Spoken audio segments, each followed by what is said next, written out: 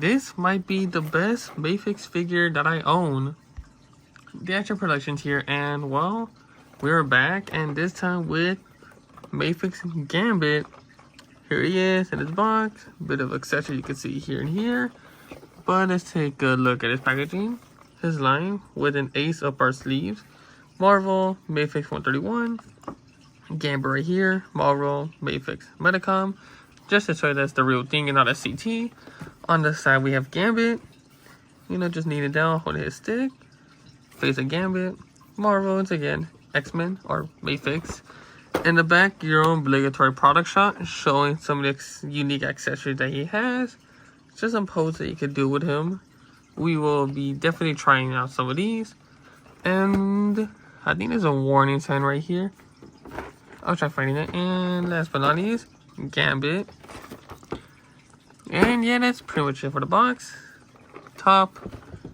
Oh, down here, warning, 15 ages and up. This is a dog collectible, not a toy. So now, with the packaging out of the way, let's unbox him. So here we have Gambit out of the box. And just before we start reviewing the figure, I do have my crazy glitter right here. And I'll explain why later on. But so far, this actually looks pretty nice and accurate to what Gambit looks like. And zooming in the face right here. Oh. You can see that he has red eyes. And nice little paint on his hair. Kind of going out to the side. In the back too. Purple. I actually do like how this has a bit of a metallic look to it. As well as his pants.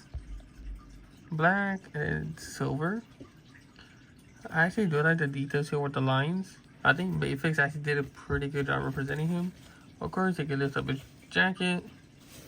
Bit of a hole right here, but I'm pretty sure that's how it is.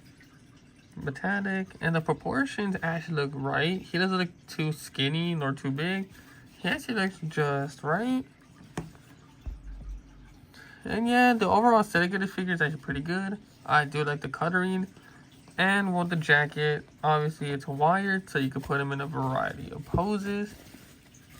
Any way you want. And no, it doesn't hinder articulation at all. So let's get into that.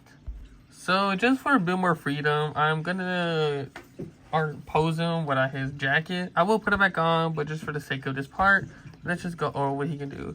Full head rotation, 360. He can look up this high. You can kind of maybe push it a little. Down this low, side to side.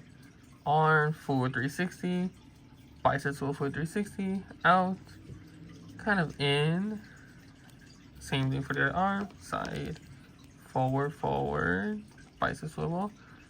Waist swivel, pretty limited, but I wouldn't push it too much because you can hear the clickiness. Waist, full waist swivel, a little bit clicky, so please be careful on that. He can lean forward this much, he can lean back this much. Legs, he could kick out. Full knee rotation, not all the way, but this is good enough. Foot rotation, he also has ankle, toe pivot, he could kick to the side. Not so much back, a little. Yeah, he could kick the back, but he just kind of like extend the leg out on the ball joint. Out, in, bend, foot, toe pivot. So yeah, overall this figure is actually pretty posable. Which is actually pretty good considering how Gambit always does a lot of tricks and when he's throwing his cards. So as far as accessories go, he does come with an alternate head sculpt. As you can see, same detail. He still has the black mask, his hair facing the same side, but I don't mind. And his eyes are so red. You can actually see his cheeks right here. Oh, sorry about that. Oh, come on. You kind of see like the cheeks, how they're kind of grinning right here on the side. And some facial hair too. Which is actually pretty amazing detail from Metacom to do with this figure. And let's get over to the hand accessories. So as far as accessories go, you could see that here he comes with fisted hands. Pretty nice. He also has black on his fingers. Which is like part of his suit. Come on. He also comes with card gripping hands, which we'll get into later on. See, same detailing, same black on the same fingers. Overall, pretty nice touch to it. He also comes with relaxed hands. Pretty nice. Detailing still on par with the others. And he also comes with opened up hands. Yeah, it looks pretty cool with them.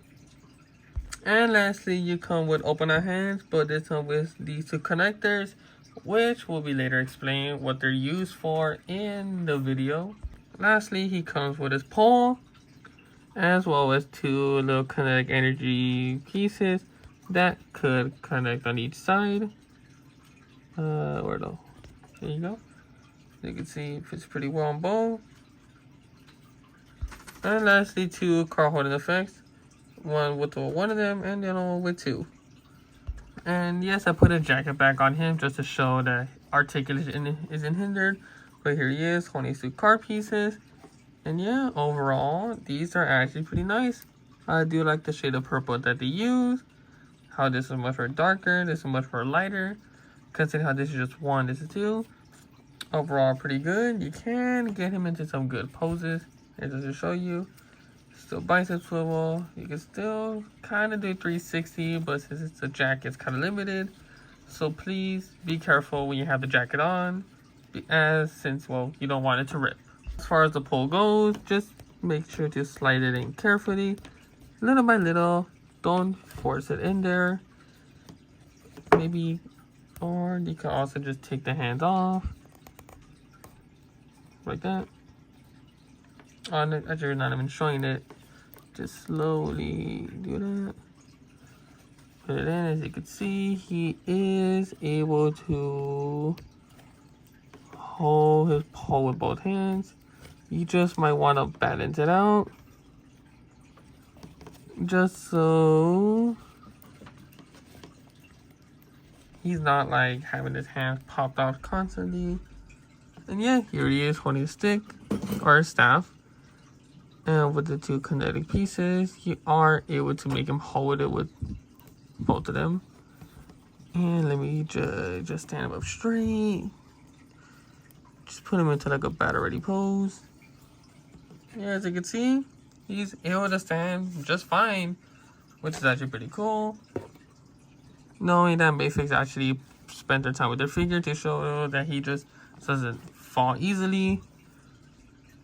And yes, he's also able to stand with just holding it on one hand. Which, well, now that we got that out of the way, let's go ahead and review the final accessory. So here comes a standout, which is actually his two power throwing effects. One that's very big, the other one is not so big, but yeah, just to see them apart, you can see that he's throwing the card to the same location. And well, let's just put one of them on at a time, because I think this is where some people have problems. So as you can see, for the little one, not so much trouble here. He's able to hold it up. For the most part, you just kind of want to like force it in there so it sticks. You can see throwing it up. And yeah, overall pretty good balance. Just carefully put this out. On the other side too, just put it in the hole. And then yeah, see, he's able to do pretty well. Sure, it's kind of loose, but then again, it could be worse, especially since these pieces are a bit heavy for the figure. And yeah, you can kind of see how my Gambit figure just fell due to how heavy these are. So this is the one I'm most hesitant about, the big one, and I really hope it doesn't happen here. But you can pose it up well. He can lift him high, but considering how this piece is too big, you can see that it literally just drags my Gambit up to the floor, and it literally just takes off the hand like easily. Even if you raise it up all the way, you can still see like the hand going down. But overall, this still is a solid piece for Gambit. You can't have a Gambit without, well, him throwing his cards. And the reason why I brought my super glue is because most people that I've seen review this figure always have the issue of these clear pieces falling off when reviewing them. Of course, I'm pretty sure the one I have is a reissue, but just because it's a reissue, that doesn't mean that all these issues are pretty much cleared. So I'm lifting it up in the air. As you can see, it just kind of leans and is not really sturdy on the hand. But overall, pretty solid effect. Did the different colors, how it's clear. And yeah, pretty overall good feeling of my Gambit. And that's pretty much all the accessories listed. Now, as far as pricing goes for this figure, he is a bit hefty as he's probably the most popular figure in the X-Men line, aside from Wolverine and Cyclops. Yes, I have posted a review of Wolverine, so please go make sure to check that out.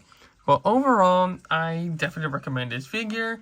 And if you have a chance to get this guy for a good deal, I suggest go for it, because I'm pretty sure this is going to be one of those figures that might go up to like maybe $300 in the market.